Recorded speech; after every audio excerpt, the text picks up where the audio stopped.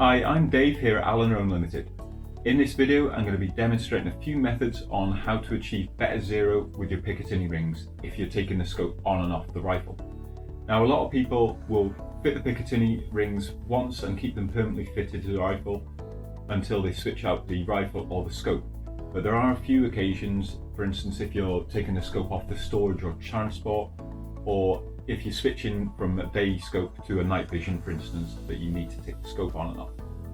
So, because there are a few variables when putting the mounts back onto the rail, that means that the system is not 100% guaranteed to repeat zero. But there are a few methods and little tips I can show you on getting better results and repeating the process when mounting. So first of all, we're going to take a look at the Picatinny rings. Now here's two examples of quick release rings, and you can see that the lever tightens up and closes the clamp up. One of the main things you're trying to repeat is a tension of the clamps on the rail. On individual rings, if you've got quick release levers, you can usually set the levers to different positions once the mounts are set up. If your scope's set up, you can reset the levers to point to 3 o'clock or 9 o'clock, for instance. This way, when you attach the scope back to the rail, you'll have the same tension on the ring clamps. With nut fixing screws, you'll need to fit these based on feel. So you can use the wrench to tighten the nut, and as you feel resistance, you can add a quarter turn to tighten the nut fully. Or if you've got access to a torque driver, you can repeat the same tension each time with this. But of course you may not have a torque driver handy, so it's a good idea to work out how to get a repeatable tension with your wrench. Okay, so next up we're going to be looking at quick release Picatinny mounts. Here are two examples with spring-loaded quick release mechanisms. As you can see on this contester mount, the lever controls the clamp, and the design means that when the clamp is closed, it repeats the same tension.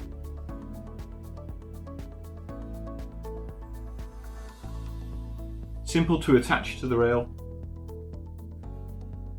and simple to remove. This Irritak mount uses the same principle but with two quick release clamps. The spring-loaded mechanisms repeat the same tension, so again this mount is simple to attach and remove. With mounts like these, there is one less thing to worry about when attaching your scope. So another main thing you want to be looking at is the position of the Picatinny rings on the rail.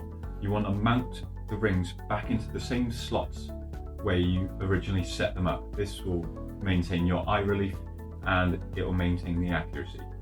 A little tip is if you can't remember which slots the ring came out of, just mark it with a small piece of tape in the slot. So when you fit the ring back on, that will maintain your accuracy and your eye relief.